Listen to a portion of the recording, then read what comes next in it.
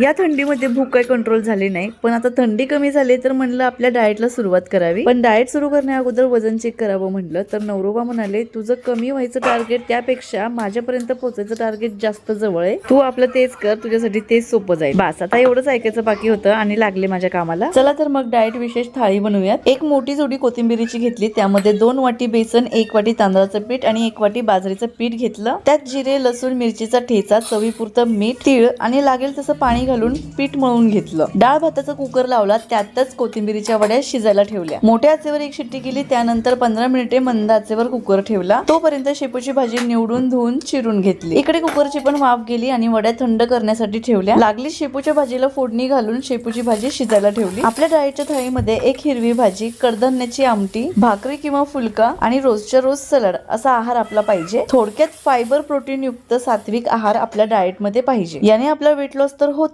पण आपल्या नखापासून ते केसापर्यंत छान पोषण सुद्धा होतं। चला तर मग वड्या पण कट करून घेतल्या। एकीकडे आपली भाजी सुद्धा शिजली। भाकरी केलेल्या तव्यातच तेल गरम करायला ठेवलं आणि वड्या छान खमंग खरपूस होईपर्यंत तळून घेतल्या। गरम गरम वड्या डायरेक्ट वाढलेल्या ताटात काढून पहिली थाळी नवरोबाला दिली आणि इथे कमीत कमी तेलकट असलेली डाएटची थाळी माझ्यासाठी। चला तर मग रेसिपी आवडली तर खूप खूप शेअर करा, लाईक करा, सबस्क्राईब करा। लवकरच भेटूयात नवीन रेसिपी।